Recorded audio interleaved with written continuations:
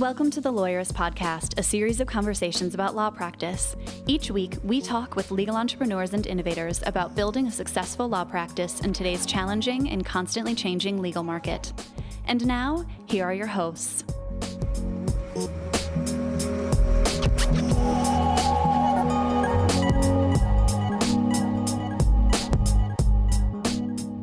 Hi, I'm Sam Glover. And I'm Aaron Street, and this is episode 203 of the Lawyerist Podcast, part of the Legal Talk Network. Today, we're talking with Will Hornsby about ethics and innovation. Today's podcast is brought to you by LawPay, Smokeball, New Law Business Model, and Law Clerk. We wouldn't be able to do this show without their support, so stay tuned, and we'll tell you more about them later on. I was blown away that we had multiple people reach out to us after our 200th episode telling us that they have actually listened to all 200 episodes. That's awesome. Yes. And so those 4 people are going to get a special gift from us, which I will be ordering today, which means it will be arriving to them in a bit. That's awesome. I'm very excited. Thanks for those of you who did and got back to us. That was cool. I can't promise that this is a rolling contest offer where a year from now, if you reach out to us and say you've now caught up to all 200 episodes, that you'll still get the same gift, but maybe. We'll see. We like to do weird things for people, so. Yes, but Jen Longton, David Colarusso, John Strohmeyer, and Forrest Carlson are Lawyerist's all-time VIP listeners. Yeah, you guys rock. Thanks. Yes. Sort of on a similar note, since both Jen Longton and John Strohmeyer are current members of the Lawyerist Lab, we are starting to recruit for the 4th cohort of the lab. It will be launching on February 1st, but we're already in the recruiting process. So if you've been curious about the program and want to chat with Stephanie more about what it looks like and whether it's a good fit for you, you can go to lawyerist.com/lab to learn more about it. If the idea of having sort of a personal trainer for your law firm to help you learn how to grow and improve your law firm isn't compelling enough on its own, then you're probably not thinking in a businessy way. But if that's not compelling enough on its own, one of the things that we do in the lab is we invite experts and interesting people to do workshops that are exclusive to lab members. And some of those are the same people who are book club authors and who come on the podcast to talk about those things. So for example, Greg Crabtree, who was recently on the podcast to talk about finances and financial strategy, did an hour long, or maybe it was a 30-minute, but did a workshop that was well attended by lab members and was exclusive to them. So that's one of the kind of perks that you get for being in the lab that may not be obvious. So if you're interested in asking some questions that you think I ought to have asked, or you just want a chance to connect with some of the great guests that we've had and book club authors, maybe it's worth applying to lab and seeing if it's a good fit for you. Yeah, I mean, I can't say that workshops pay for lab all on their own, but honestly, the opportunity to have some kind of one-on-one Q&A with some of the top business book authors around is pretty cool. That's pretty cool. No, I mean, lab will pay for itself because your Yes. business will make more money. 100% guaranteed. But the workshops are a nice perk too. So now we've got a brief sponsored conversation with Kristen Tyler from Law Clerk, and then we'll hear from Will Hornsby. Hi, I'm Kristen Tyler, one of the co-founders of Law Clerk. Hi, Kristen. I'm so glad to have you back on the podcast to talk about how lawyers can claw back some of their holiday time. Maybe we should start by talking about, obviously, freelancers and how freelancers can help, but who are we talking about when we talk about freelancers? What kind of people could our listeners hire to get some of that time back? Right. So I think your listeners might be pleasantly surprised at the breadth and experience of our freelance lawyers. So, the freelancers are not all junior attorneys just starting out. We have some really seasoned, experienced people out there that you can tap into on demand when you need an extra set of hands. For example, we've got a great freelance lawyer. She is down in Texas. She worked for the EPA for 10 years. Has since left that role, opened her own shop. So she's a true solo in Texas, practicing in estates, family law, business issues. But with her background litigating for the EPA, she has become one of our top rated, highly demanded freelance lawyers because of her litigation skills. And people hire her to do all sorts of things, drafting motions, doing research, et cetera, et cetera. Another example that I love to tell people about is we also have another freelancer out of the San Francisco area. His name's John. His background is he's a Harvard-trained lawyer. He's practiced for over 25 years, and he's now semi-retired. And he's told us that Law Clerk is a great tool for him to stay in the game, stay a little bit busy because he doesn't want to golf every day, but he does want to have time to spend with his grandkids. And so this is a great solution for him, and he can pick up, one or two projects a week as it fits into his schedule. But you're able to tap into his decades of bankruptcy litigation experience in particular and use that to aid your own case. And you can't get that kind of value anywhere else. It's amazing. So assuming somebody is excited about that, wants to be like, hey, help me clear my plate, where do I start? Like, what are some ideas for the most efficient ways to clear some time and get some tasks off? Sure. So first off, I would encourage you, it's a hectic time of year. If you've been thinking about giving us a try and you haven't yet, now's the time. So really super easy to sign up, create your account, get started. If you need any help, reach out to us. But some things that you could do that are super time consuming that might help you are maybe you have a CLE or a conference you're presenting at later this month or next month, and you need help getting your materials together. You wish you had an associate to do that for you. Why not hire one of our freelance lawyers to come in and draft a CLE outline for you or do some research on an issue to aid your presentation? We've been seeing a lot of that lately. Of course, people use it for research projects, for drafting any sort of written document. But have you thought about getting it to get some new blog articles for your law firm website?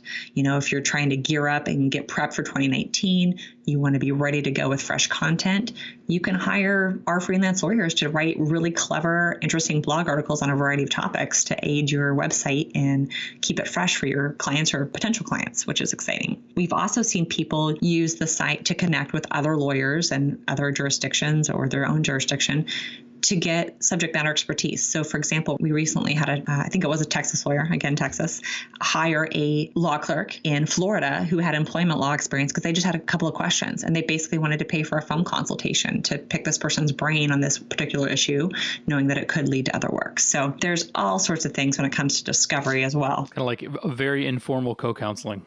Very informal. Literally just, I need someone to be able to throw this up against and see what's going on. So, I was always told to offer to pay for someone's time when you call up another lawyer to pick their brain. And I suppose a law clerk is just that idea, right? I am going to pay you for your time and here's the structure under which I'm doing it. Right, exactly. And the great thing is with our flat fee project pricing, you have total control over what you're going to spend. So you set the price, and if people are willing to help you out for that price you name, there you go. Very cool. Listeners, if you'd like to learn more about Law Clerk, you can go to lawclerk.legal/lawyerist.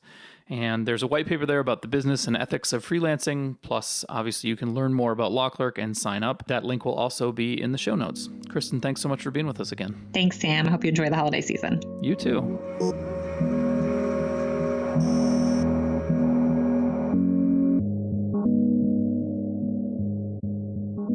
Hi, Sam. I'm Will Hornsby, and I maintain a law practice after having served at the American Bar Association as staff counsel for 30 years. My practice focuses on the intersection of ethics and opportunity, where I'm working with lawyers, legal marketers, and innovators to understand the ethics rules in ways that are designed to expand access to legal services. Hi, Will. I'm so glad you're with us today. And I've always been amused by the title of staff counsel because it has the distinction of describing nothing at all. But I encountered you in a bunch of different ways. You tended to be a common speaker at tech conferences. You've been involved in innovation discussions about the profession. Maybe you could say a little bit more about what your work at the ABA was, because it was significant and substantial. Yeah, thanks, Sam. I staffed the Standing Committee on Delivery of Legal Services, which is a small committee of 9 ABA members. And it has a mission of expanding access to legal services for people of moderate income who have a little too much to qualify for legal aid or subsidized legal services, but not enough for full and traditional services. So we focused on a wide variety of alternative methods of providing legal services and representation including advancing court self-help centers, including unbundled legal services, including the efficiencies with technology. And we worked with a lot of different entities within the ABA, but that was my primary job there, even though I provided staff support for several other entities, including a couple of presidential initiatives, most of which revolved around creating better access to affordable legal services. You know, Will, you and I talked about this roadmap, and I've got it here, but listening to you just now, I just realized I can't pass up the opportunity because you and I have talked back and forth a little bit, Twitter, email, whatever, around how do we talk about the size of that gap, the gap between people who are entitled to free legal services and people who can actually afford to hire a lawyer. You know, there's like this 80% figure pops up all the time. Like, what can we really say about the size of that piece of the market or the population, however you want to describe it? Yeah, first of all, I think the 80% figure is nonsense. I've never seen any legitimate data that justifies that. It's quite likely that obviously a higher percentage of low-income people have the opportunity to get representation and legal services that they need and are obviously in need of alternative methods of acquiring that assistance, including pro se support functions. But for moderate income people, there's a wide variety of ways in which they can access legal services, contingency fees, obviously, for personal injury, workers' comp, for human rights violations, things like that. Those are frequently done on contingency fee basis, so there's not a big gap there. On the other hand, contested divorces frequently run into 5 figures. Doesn't necessarily have to, but when there's a contest, when there's a dispute about child support, that sort of thing, the one-on-one model of representation, especially when it's combined with the hourly billing, creates a circumstance where those costs just become unaffordable to working class people in a very quick way. So, I don't think it's really important to gauge the percentage or the quantity. I think we just all recognize that there's a need for reform to enable more people to have access to better legal services in an affordable way. Somebody said to me once, and maybe it was even you, that talking about the access to justice gap is a little bit of maybe the wrong way to talk about it because everybody's legal problems get resolved one way or another, just maybe not with any help or in a favorable way. Yeah. And so there's a lot more going on there. And when I listen to people like, I think the previous, or maybe she's coming up to her end of her term, Hillary Bass, when she was talking about access to justice, it really sounds like what she's talking about is access to lawyers, not access to the kinds of tools and systems and services that I think about when I think of how can we get legal justice tools into the hands of more people. I'm wondering how you think about that. Are we talking about access to lawyers, or are we really talking about different things? Well, my first reaction to your question, by the way, you did not quote me to myself. So okay, good. I'll look forward to that happening another time. But there's been some outstanding research by Professor Rebecca Sanford at the University of Illinois. She's an ABF scholar and a MacArthur genius. So it's great to have somebody working in this area to be recognized at that status. And her research indicates that actually a very small percentage of people with a problem that has a legal solution, and that's how she tends to define this, a very small percentage of them actually use the justice system, and even a smaller percentage obviously use lawyers for dispute resolution.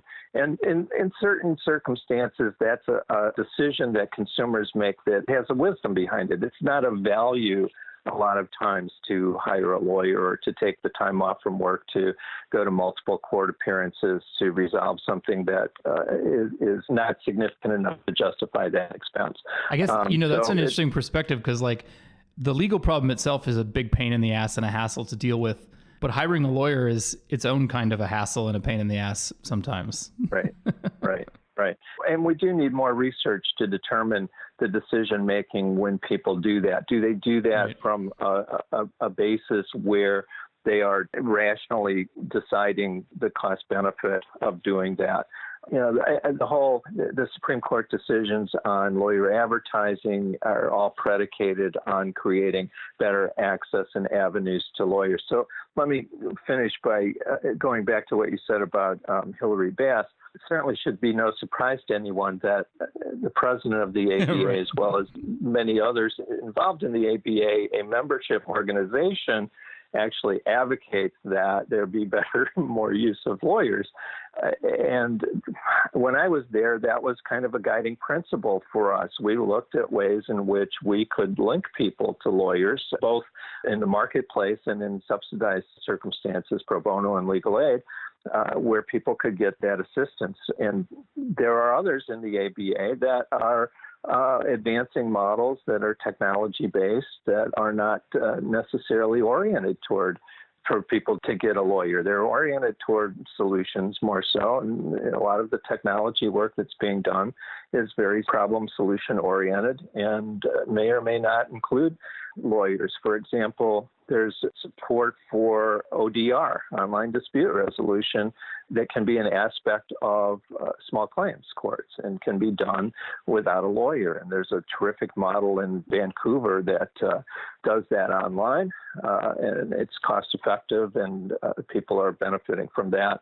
But lawyers do not play a significant role in that. Actually, if listeners are interested in hearing more about that, we had Shannon Salter on the podcast to talk about that in episode 157. She's awesome. It was a really cool conversation about how to do online dispute resolution by kind of throwing out the preconceived notions that people have and building it, like you would a software startup. It was great. Mm-hmm. I think in a happy accident, we've gone off on a tangent and come back to a nice place where, like, if we're talking about innovative solutions that help bring more justice to that gap, whatever it looks like, although it's complicated, one of the flags that's often raised then is, well, we can't do it because the ethics rules are standing in the way. And that's what you and I had really planned to talk about, because I know that you are by and large of the position that the ethics rules, they're not roadblocks, they're just sort of road signs, and you need to figure out how to comply with them and work with them, and you can still do a lot of innovation without whinging about the rules. Yeah, my perspective, there clearly are rules that create obstacles and prohibit certain models, certain delivery models. But what I am spending my time doing now is exploring ways, both on behalf of clients and outside of that work, to understand the rules, to navigate them, and to be able to pursue innovation. There's a couple of common myths. Can I talk for a minute about some of the myths that I hear? Yeah, I think that's a great idea, because I think the biggest obstacle that the rules have is the chilling effect of people who are just afraid to explore their limits and learn to navigate them. Right. So practically speaking, we have 52 sets of rules. We have the 50 states DC, and we have the ABA model rules, right? That would create 52 sets of rules. Virtually none of them, I don't think, well, let me put it this way. None of them are identical. Right. Every state. And so what happens is states take the ABA rules with great thought and deliberation, and sometimes often years of deliberation, to just wind up with some very minor changes. States will take those rules, and they are intended for states to take those rules, consider them, adopt them. And what we find is they consider them, change them, and then adopt those changes.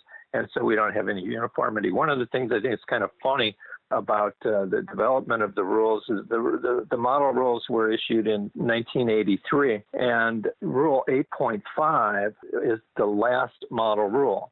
It was an amendment that I think came 12 years later. I could be wrong about that time frame, but came sometime later. And 8.5 addresses choice of laws and jurisdictional authority. So for the first decade or so of the model rules, the ABA just assumed that everybody would adopt all of the rules, and there'd be no need to have any rule that dealt with differences from one jurisdiction to another. And then they recognized, maybe there is a need for that, and they adopted 8.5. That's actually one of the things that really does make it hard is any attempt to build something that crosses a jurisdictional border just multiplies the difficulty of compliance by the number of jurisdictions you want to practice in. Yeah, you're absolutely right. So here are a couple of myths that I hear. One myth is, if I comply with the ABA model rules, I'll be okay. Right. And I'm amazed. And when I worked at the ABA, I heard that from practitioners with some frequency, and was always amazed by that.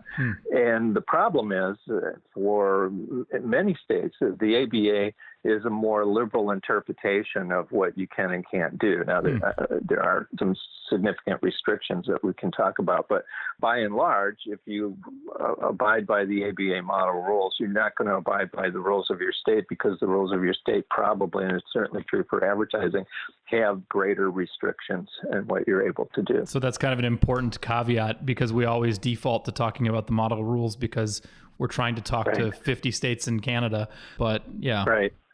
And the other thing that's important is when we have efforts to change the model rules, which frequently somebody is undertaking. So when we have those efforts, we change the model rules, then we go back to the states and we ask the states to consider those changes, and some do and some don't. Right. If the ABA decides to get rid of non-lawyer ownership, it doesn't affect anybody until states start adopting it. Right. Unless and until a state adopts those rules, they have no force and effect.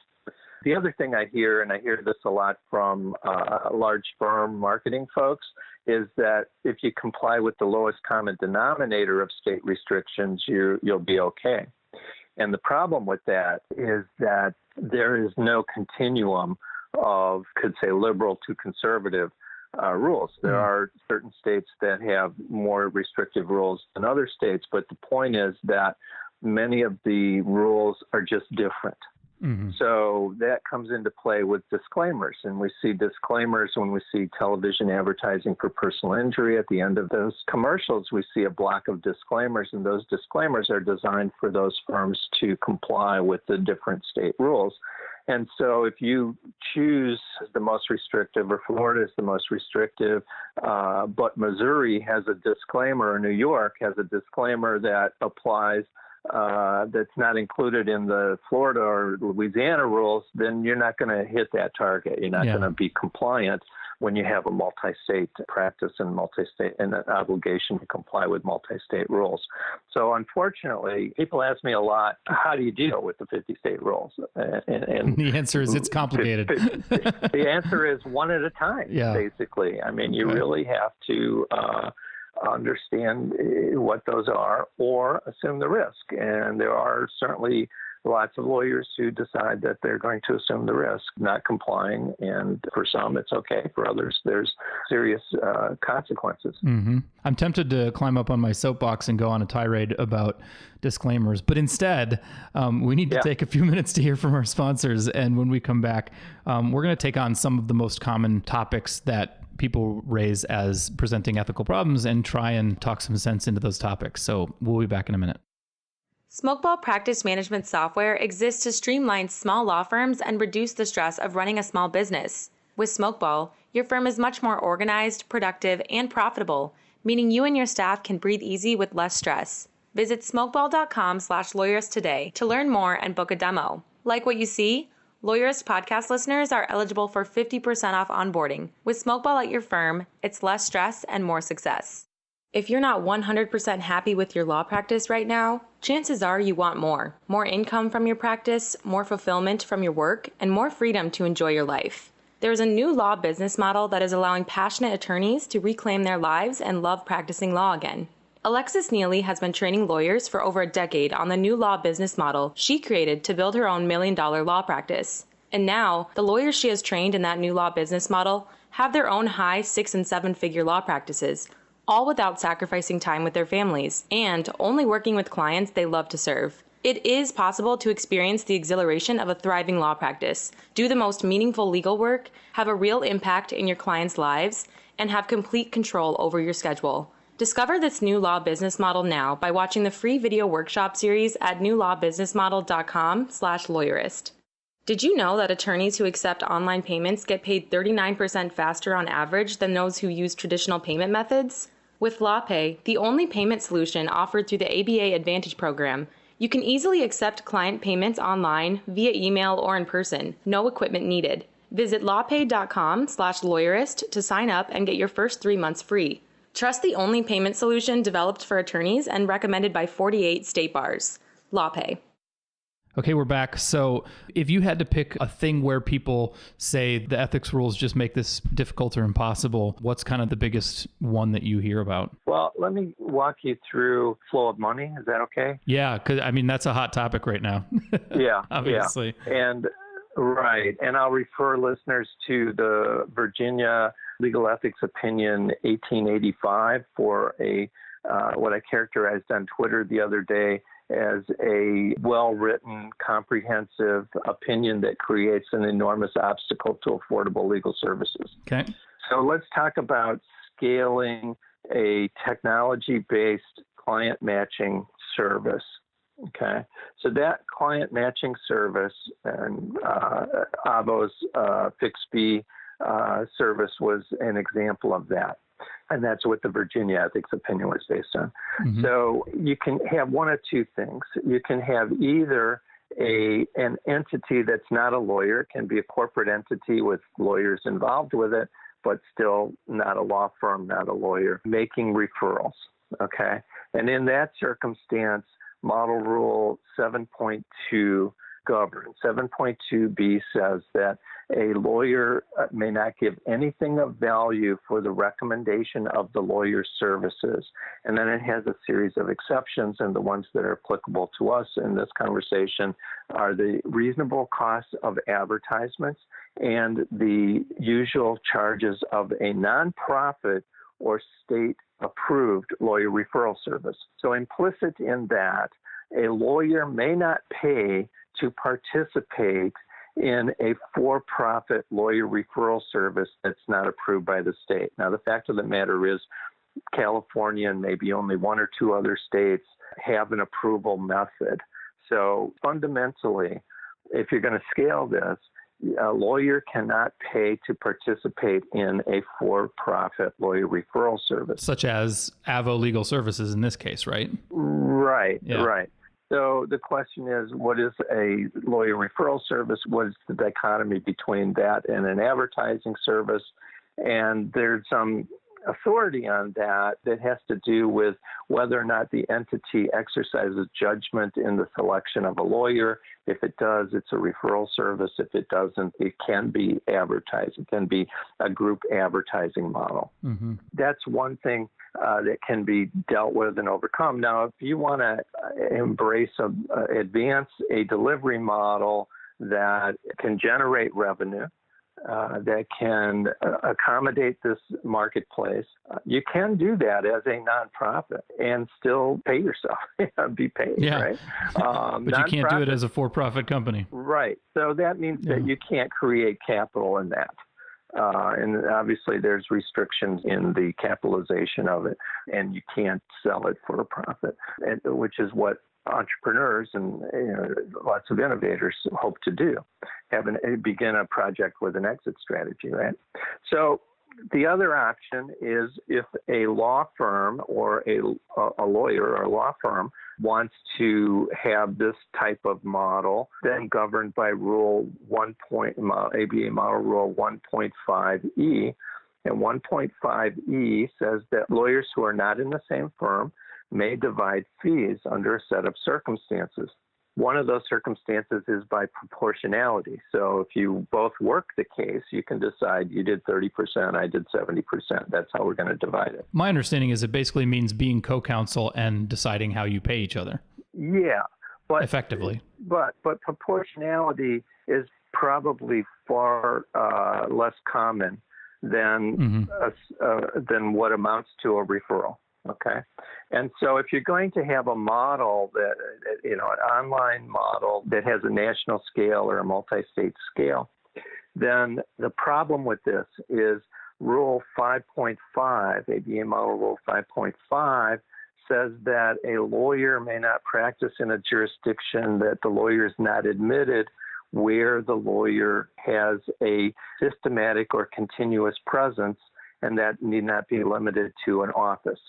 So looping this back to 1.5, I know this is a little wonky, but that's all right. Stay with me here. Looping this back to 1.5, one of the obligations in 1.5 when you divide fees that are not proportional is that you have this legal fiction of mutual supervision. So both the referring lawyer and the lawyer who's doing the work has to supervise the other. And so if you're not admitted in the state where the referral is, then you can't supervise. Then you risk you risk violation of 5.5 because you have a systematic and continuous presence, unless you just do it once in a while, which is not scaling, right? Not taking advantage of the technology.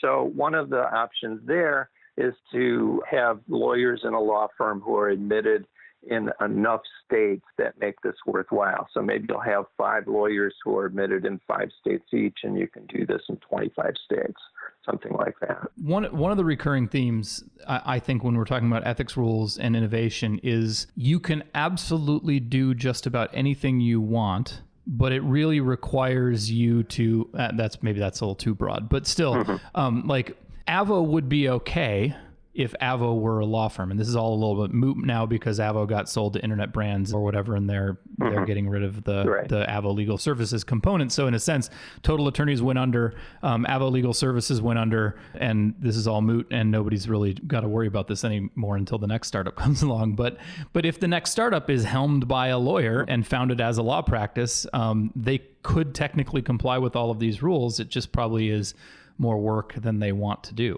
It's either more work or it's too limited in its return. Yeah. I mean, I think that's the theme is like, you can be a legal services tech startup and deliver services any way you want. You just have to be also a law firm. And that's actually a pretty big barrier. Yes. And that's my point about the rules as a whole, is that they can be dealt with in ways that accommodate better access, affordable delivery. But there are these barriers that you just can't do it the way that it might make best sense or have the best business model. Should we continue pushing for changes to the rules then? I mean, it's not, what you're saying is not that the rules are fine and you should just comply with them, right? No, I'm not saying that. No, they create obstacles. I mean, I think we should continue to push for changes, and I think changes are fundamental. I think that part of our problem with envisioning the future of the governance of the legal profession is that we're doing it in a silo. And we're not thinking in terms of changes in society, for example. So what's the impact of autonomous cars on personal injury, on DWI? Yeah. Nobody's thinking about that. And so our regulations, and what I hear from people involved with the ethics rules is that technology moves so fast we can't anticipate change. And I'm not convinced that that's the case. I think that one of the things that we've done, that the ABA has done in particular, is to broaden the rules to kind of foundational principles.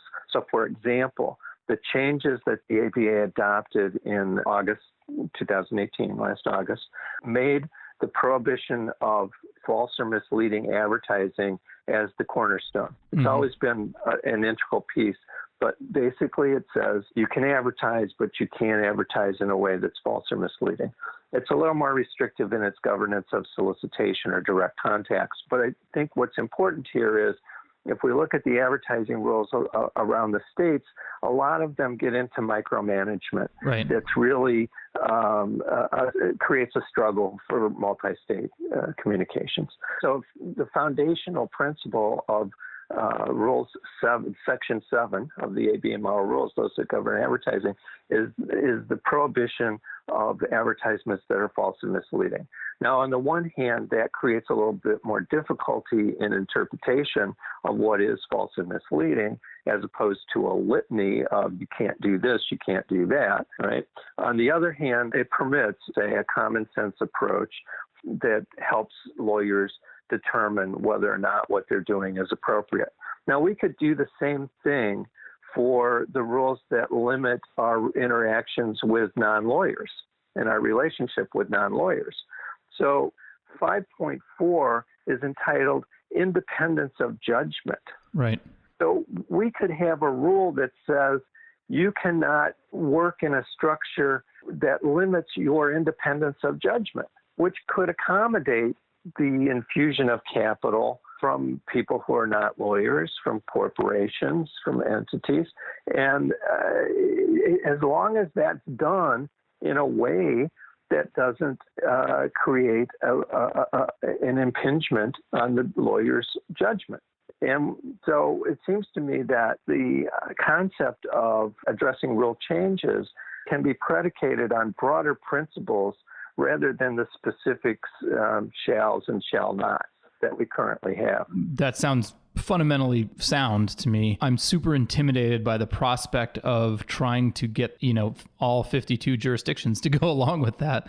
And I'm wondering, do you see much hope, or do you see real hope in some of the grassroots movements? I know like Patrick Pallas and others have tried to organize kind of a series of working groups to think through problems and try and get the ball rolling on broader change within the profession. And I think that's really awesome, and I'm optimistic, but I'm also pessimistic that anything can actually result from it, because the state seems the apparatus of the legal industry seems so difficult to move and change. Yeah. It's an uphill battle. There's no question about that. But I think that what we need to do is figure out how to be collaborative. We need the organized bar behind it. We need practitioners who don't consider themselves part of the organized bar to get behind changes. It's strange to me that practitioners would support rules in their states that inhibit them from communicating with prospective clients in ways that are not necessarily necessary. We need the law schools, we need the courts. It needs to be a really collaborative effort. And that's what I mean by, in one sense, we work in silos where how many, there's less than a dozen members of the ABA Standing Committee on Ethics. Right. It's not that hard to have an influence. They're the ones who are writing those opinions. They're the ones who are advocating for the state adoption of the rule changes they make. They're the ones who are the gatekeepers of the rules. It's a very small group, and those lawyers are tremendously insightful and dedicated to their participation in that committee. But nevertheless, I don't think there's anyone there that is a technologist. Right. I don't think there's anyone there that I could be wrong about this, but they rotate. So I'm not sure exactly who's on the committee right now, but frequently they don't have personal legal service practitioners on that committee, or most ABA committees for that matter. So, on the one hand, we need to expand the opportunity for these changes. Now, the professional responsibility lawyers was very instrumental in the changes to the ad rules. They had promulgated their own set of recommendations, and the ethics committee took those as a starting point and made some changes to them. But nevertheless, that was the incentive for that. April is also advancing, it has a futures committee that has various subcommittees that are looking at rules from an access perspective. And one of the things I'm doing now, Sam, in my free time, is I'm doing a paper that catalogs the current rules that create obstacles to access. Oh, cool. And, we had talked before about unbundling as part of that. Yeah. So so the ABA in, I think, 2002 amended a rule it's 1.2C that says that a lawyer may limit the scope of representation so long as it's reasonable under the circumstances and the client gives informed consent, which is a tremendous advancement from not having any direction on that. But it still creates encumbrances or impediments to certain unbundled methodologies. For example, document preparation, online document preparation. If you do that pursuant to an attorney-client relationship, if you don't do that pursuant to an attorney-client relationship, you stand at risk of it being the unauthorized practice of law. But second, if you do it pursuant to an attorney-client relationship, how do you as a practitioner put up a site where people can come and have fillable forms that turn into court-approved documents that you sell as an unbundled piece of the services, and that's maybe some of those clients want to buy? How do you do that with informed consent? You're right. Yeah. Do you check a box? How do you determine whether it's reasonable under the circumstances for somebody to use those forms? Well, and I guess that brings us back, right? We got off to talking about what we wish the rules would be, but the reality is, if you want to practice in this current marketplace and in this industry, you have to obey the rules first. And so, but how do you take that idea of, okay, well, here's how I want to deliver legal services, and I want it to be automatable through forms on a website or whatever. How do you take that and decide how the rules apply to that when there isn't clear guidance, and you're probably afraid that if you ask the question of the ethics board, they're going to make a stupid, uninformed opinion about it? Yeah, well, that's why I'm here for you. I'll make a stupid but informed opinion. There you go. But yeah, it just, can you change that model in a way that's compliant with these rules? That's the question. And sometimes, frankly, the answer is no. But other times it's, and this is, the clients I have worked with that I love the most are the ones that I have a conversation with. So I say, okay, they say, here's my idea. And I say, okay, here are the issues that we need to address. And they come back and they say, well, what if we did this? What if we did that? That's puzzle solving. And that's the kind of thing that I really love to spend my time on. I mean, how do you talk about, because I know a lot of lawyers, it's safest just to stay within the very clear, find the brightest line and then stay on the good side of that, because I never want to get embroiled in an ethics dispute or in a lawsuit where I have to fight about it, because then it ruins the whole thing. How do you talk about assessing risk when it comes to the ethics rules? Yeah. Well, first of all, there's different pressure points for risk. Okay. So there's the risk of disciplinary action. And frankly, if you look at the statistics from the state disciplinary agencies, advertising is not one of those. The flow of money is sometimes those, but the fundamental problems are found with, and the great majority of problems, both for discipline and malpractice, have to do with client neglect. Right. So, first of all, client neglect and blowing statutes, that sort of thing. And so, first of all, you have to understand that you risk with an unbundled model or a technology-based delivery system or just different types of advertising from a disciplinary perspective is rather limited. But there are other risks. Well, and if you make your clients really happy and other lawyers in your state get jealous, then they're going to file a complaint against you. Right. Yeah. So I always tell people, you're a success when somebody files a disciplinary complaint against you, when a competitor does. Yeah. So, but there's also other risks. So, for example, in class actions, if they recruit clients into the class in ways that are not consistent with the rules, then they're subject to challenge as the representative of the class. So that's a risk. For large firms, if they do a branding campaign that's inconsistent with the rules, then all of the time and effort that they've spent in advancing that in developing and advancing that campaign is wasted. And so so there's different types of risks to be assumed.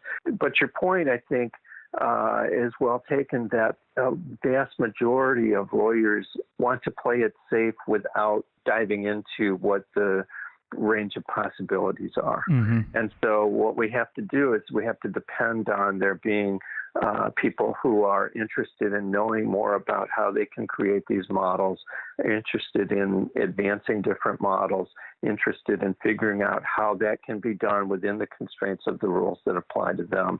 And if they are right, they will become more successful, right? So it's it's innovation model, right? That the innovators, the insurgents will take over, right? So if they're right, and they do it in a way that's compliant, they're going to be more successful, and they're going to replace the people who are not risk takers. I think you're advocating for the middle path, right? There's the move fast and break things. Turns out to be move fast and pay a lot of expensive legal fees when the inevitable ethics disputes and lawsuits arise. Moving slowly and not trying to break anything means that nothing ever changes, and you miss out on the opportunity. Then there's the main path, which is, 5 miles over the speed limit is usually okay on the highway if it's not busy. And then if you do get pulled over by the cops, be polite, answer their question. That's sort of the middle path of push a little bit, but not too hard. Well, I would challenge you that can go a little bit further. Yeah. 20 miles over without the speed limit? taking. Well, if you've got some kind of tracking device, or if you're following a truck that's going 20 miles over, you probably are pretty conscientious that you'll be okay with that. But no, my point is that there are opportunities that are consistent with the rules, and understanding those rules enables people to pursue those opportunities. And that's what I advocate, that they really examine how models can be built, how innovation can be advanced in ways that are consistent with the rules, or at least with a liberal interpretation of the rules. And so it seems to me that there's lots of opportunity out there for advancing innovation and without taking that fast lane. Yeah. Hopefully lawyers will do that. Yeah. I mean, I just see so much opportunity in that gap, whatever it looks like. But there are reasons why people don't hire lawyers, don't want to hire lawyers, think poorly of lawyers. Right. And every single one of those reasons that Rebecca Sanford came up with for why people don't hire lawyers, every single one of those reasons is an opportunity to build a better law firm business model. Right. And because that opportunity exists, sooner or later, people are going to start taking advantage of it. And if you have the attitude that I better not rock the boat, I better not try anything risky, you lose. Like you don't win with that attitude. You have to start figuring out how to do things better, and that will make you more successfully. But the way to do it isn't to just, drive 90 miles an hour down the middle of the city, the way that some tech startups behave. So yeah, that's a great point. Let me give you an example of that. One of the things that Rebecca found in her research was that some quantity of people did not pursue a formal avenue of redress because it's planned. Mm-hmm. And I would think that's a really hard thing to argue with. Yeah. And certainly on a personal basis it is. But I do an orientation program for a lawyer incubator in Chicago called the Justice Entrepreneurs Project. Oh, yeah. One of the things I tell them on the first day in the process is, who understands that it's not God's plan and that there is legal recourse? The ministers. Go to the people of faith. So go reach out to them, create a prepaid plan for their congregation, to have conversation with. How do we reach the people that have these problems? Because creating better value, creating better economic value for your congregation is a benefit for you and the community. And there's opportunity there. That's a really good point. Will Hornsby, thanks so much for talking with us. We will include a link to your new website, your fairly new website, in our show notes, and looking forward to hearing more from you. Thanks so much. Thanks, Sam. Great to talk with you.